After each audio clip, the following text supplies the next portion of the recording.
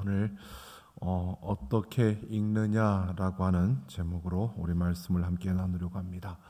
우리가 책을 읽고 어떠한 독서, 책을 읽는다 하면 또 무언가를 본다라고 했을 때 그것이 우리의 삶에 어떤 영향을 끼치고 또 그것을 통해서 내 안에 어떠한 것들이 무너지고 또 새로운 선한 영향력이 끼쳐지는 그러한 역사들을 우리는 기대해야 합니다.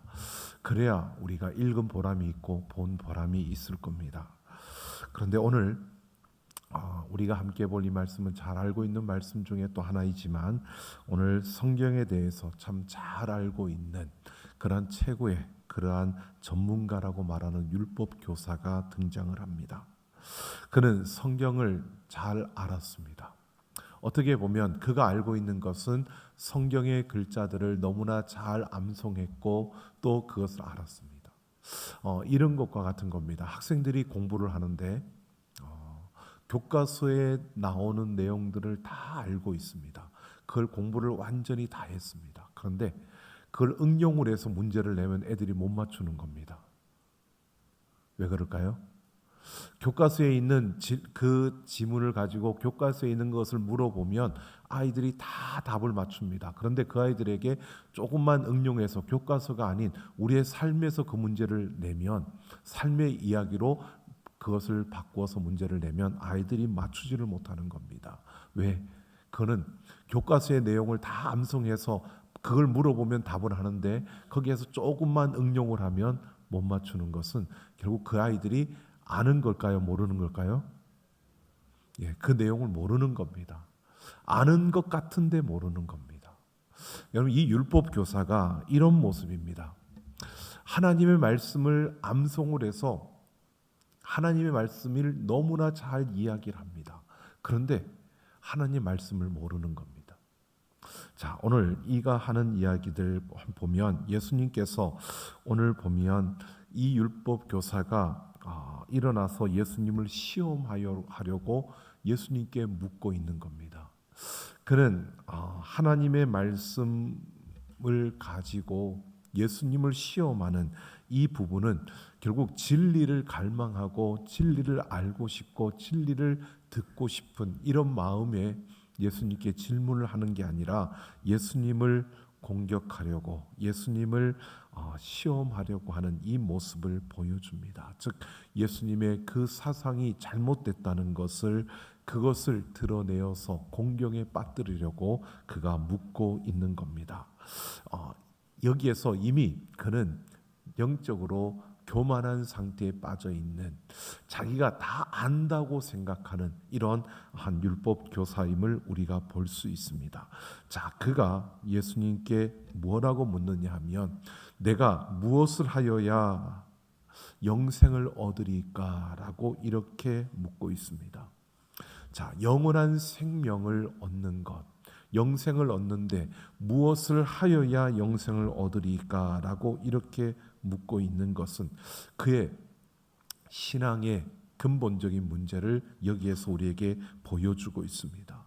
무엇을 하여야라고 하는 이 부분은 내가 어떻게 행동해야, 내가 어떻게 살아야, 내가 어떻게 선한 일을 하고 내가 어떻게 걸어가야 내가 영생을 얻을 수 있습니까? 라고 이렇게 말하고 있는 것은 결국 인간의 노력과 인간의 땀방울이 들어가야 우리가 구원을 받을 수 있다는 사실을 생각하고 있는 겁니다. 그러니까 구원의 조건이, 여러분, 우리가 구원을 받을 수 있는 조건이 뭘까요? 행함이 아니라 믿음인 줄로 믿습니다. 우리가 믿으면 천국 갑니다. 잘 모르시나 본데요. 자, 예수님 믿으면 구원받습니다. 여러분, 내가 선한 일을 다 할 수 없는 그러한 존재라는 것을 우리는 알고 있습니다. 근데 지금 이가 가지고 있는 무엇을 하여야 영생을 얻으리까라고 묻는 이 물음 속에서 이미 그는 행위로 구원을 얻을 수밖에 없는, 내가 믿는다 할지라도 나의 행위가 있어야 된다고 생각하는, 하나님이 나에게 은혜로 구원을 주셨다라고 하는 것이 아니라 내가 그 하나님 앞에서 어떤 행위를 하여서 내가 이렇게 잘 살고 이렇게 행하고 내가 하나님 앞에서 이 구원을 얻어내는 것으로 그는 착각을 하고 있는 바로 이런 모습을 우리에게 보여주고 있습니다. 여러분, 그가 어떻게 하여야, 무엇을 하여야 영생을 얻느냐, 얻으리까라고 하는 이 얻으리까라고 하는 것은 상속을 받는다라고 하는 이런 의미의 단어입니다.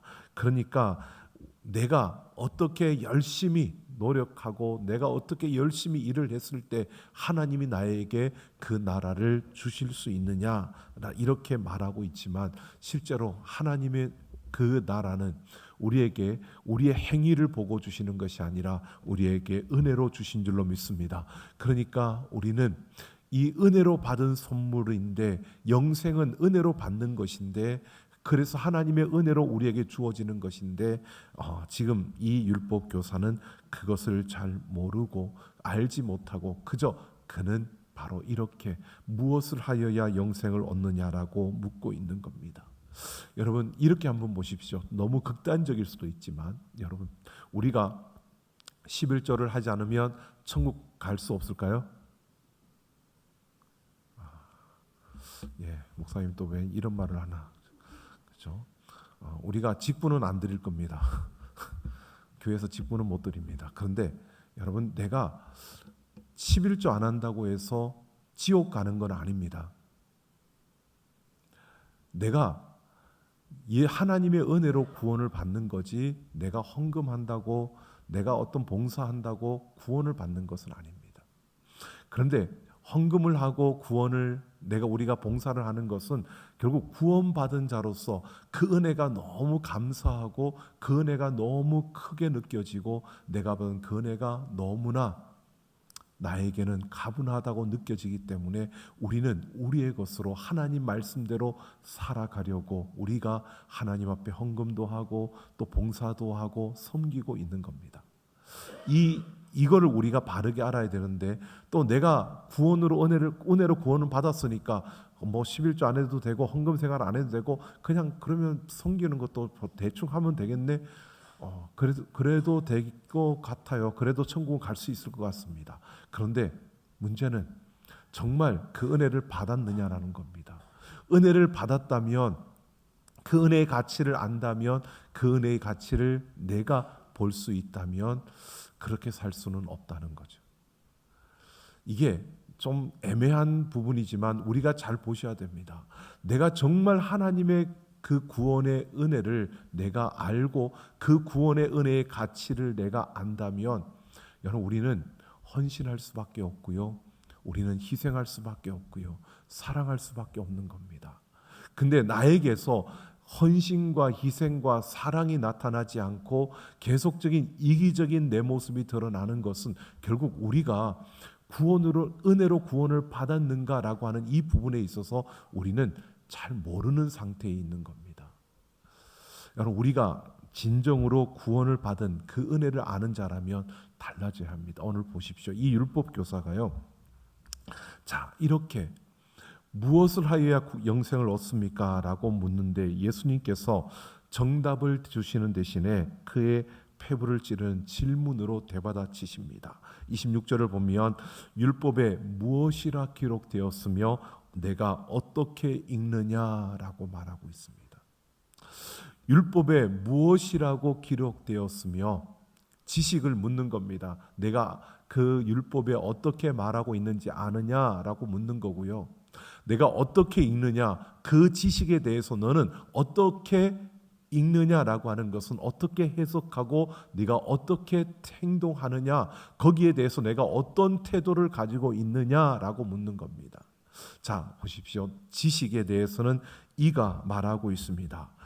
자, 성경을 많이 알고 암송하고 있으니까 그는 그 대답하여 이렇게 말합니다. 우리가 잘 알고 있는 27절 말씀입니다. 내 마음을 다하며 목숨을 다하며 힘을 다하며 뜻을 다하여 주 너의 하나님을 사랑하고 또한 내 이웃을 내 자신과 같이 사랑하라 하였다라고 말하고 있습니다. 정답이죠. 지식적으로 알고 있습니다. 너무나 정확하게 알고 있는 내용입니다. 하나님께서 말씀해 주신 신명기의 말씀을 그대로 암송하여서 그는 그대로 지금 말하고 있습니다. 자, 그런데 보십시오. 어떻게 읽느냐라고 하는 겁니다. 그것을 알고는 있는데 어떻게 읽느냐. 여러분, 성경에서 우리에게 참 읽는 방식에 대해서 성경을 어떻게 읽느냐, 해석을 어떻게 하느냐 참 딱 가르쳐 주면 얼마나 좋겠습니까? 예를 들어 이런 것도 있습니다. 우리가 예배를 드리는데 예배 순서도 보면 교회마다 다 다릅니다. 조금씩 다 다릅니다. 똑같지가 않습니다. 뭐 비슷한 데도 있습니다. 또 같은 데도 있기도 하고요.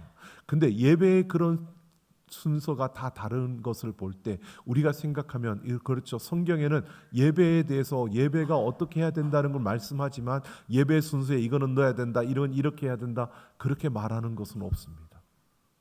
오늘 우리가 보면 이런 것이죠.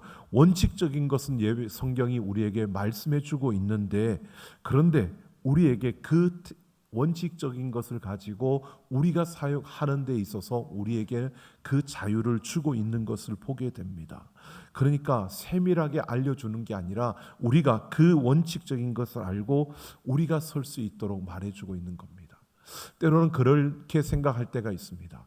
하나님이 그냥 세밀하게 하나하나 다 가르쳐 줬으면 우리는 그냥 그대로 하면 되는데 굳이 본질적인 것만 가르쳐주고 우리 보고 하라 그러니까 이 사람 따라 다르고 이 사람 따라 다르고 그걸 해석하는 것이 다 다른 겁니다.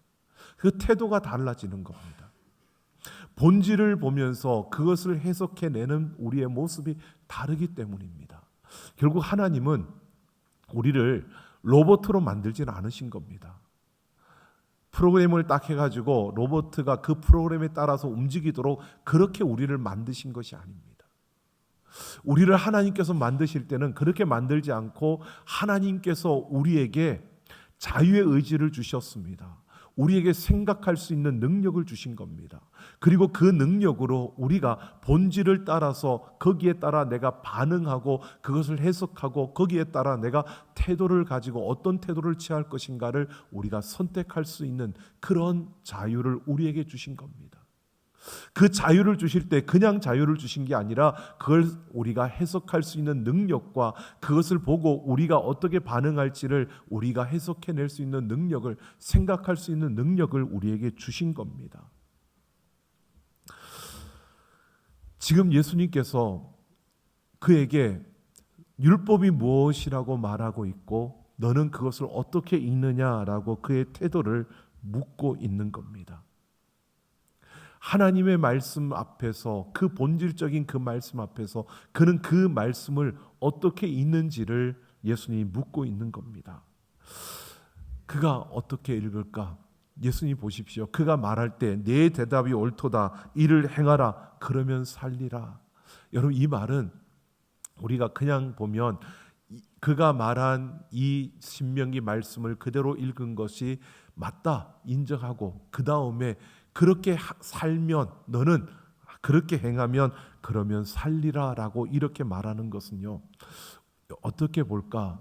예수님이 여기에서 어떤 의미일까라는 것을 우리가 생각해 봐야 합니다. 여러분 사람이 하나님의 말씀, 율법의 말씀을 그대로 지켜낼 수 있는 능력이 있을까요? 없을까요? 없습니다. 우리는 여기에서 말하는 것처럼 마음을 다하고 목숨을 다하고 힘을 다하여 뜻을 다하여 하나님을 사랑할 수 있을까요? 있을까요? 없습니다. 답을 알려드릴게요. 없습니다.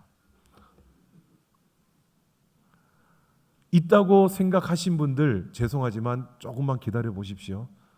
그게 교만입니다. 내가 목숨을 다해서 하나님을 사랑할 수 있다.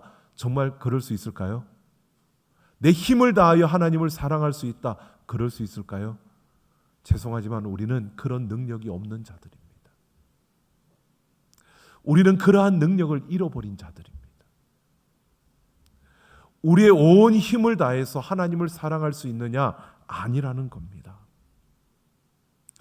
그런데 이 율법 교사를 비롯한 유대인들은 이 율법의 말씀을 지키느냐 안 지키느냐 이것을 보고 있는 겁니다. 그런데 성경은, 예수님은 그게 아닙니다.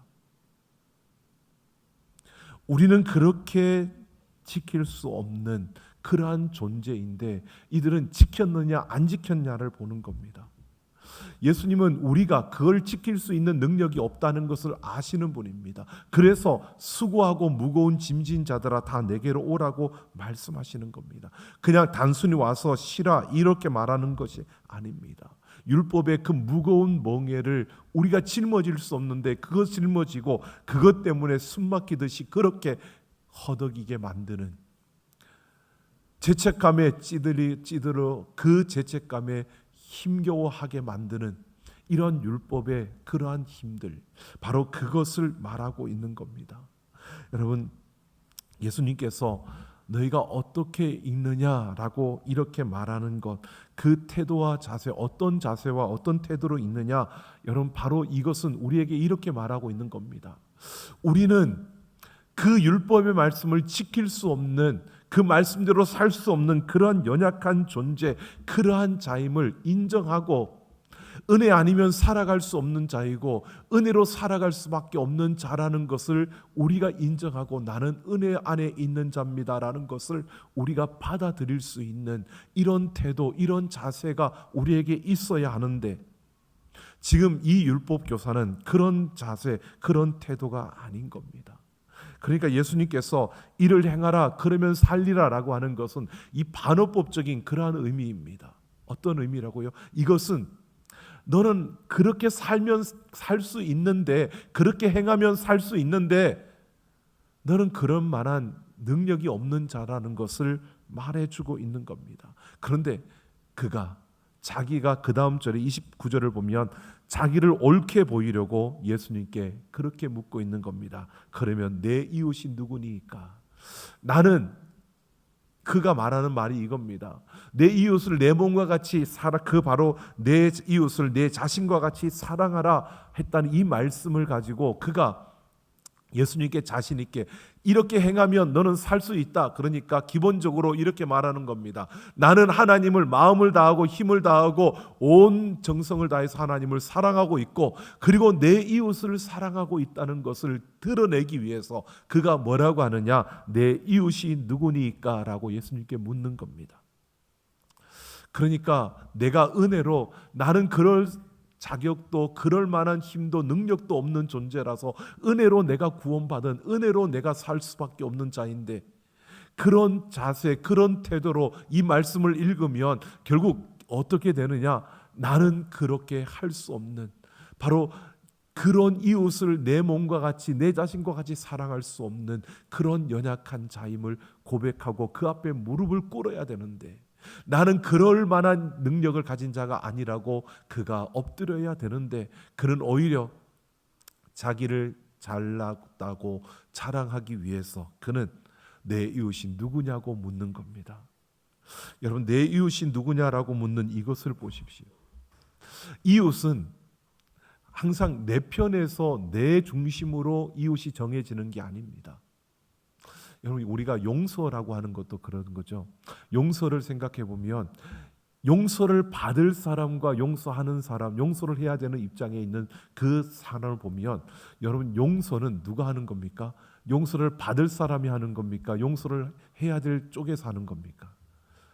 용서를 받을 사람이 용서를 해달라고 하는 것, 용서를 구하는 것은 되지만 나 이 정도 했으니까 용서 받을 만해, 이렇게 하면 용서받을 수 있을까요? 아니잖아요.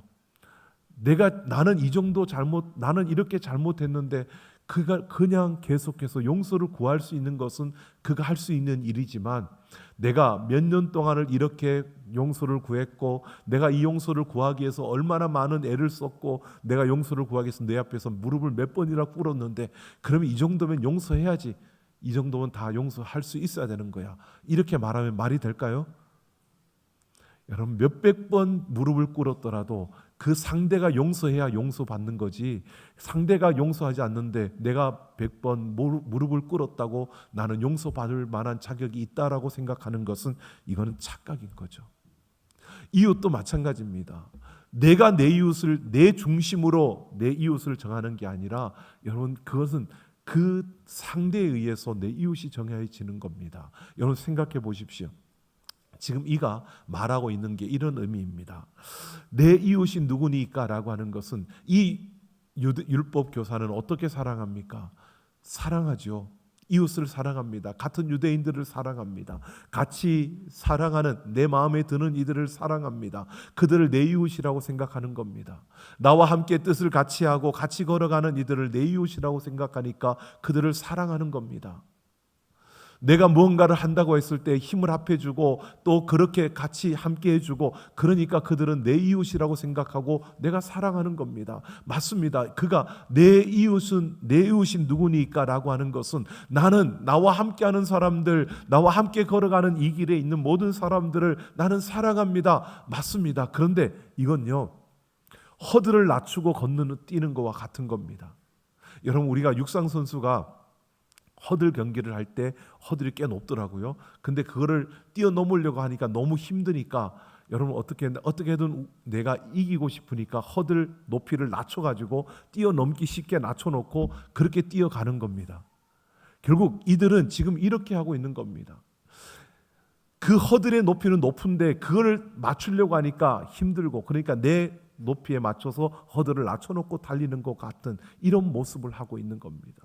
지금 유대인들 그들은 진정으로 이방인들을 사랑하는 자들이 아니었고 사마리아인들을 사랑하는 자가 아니었습니다.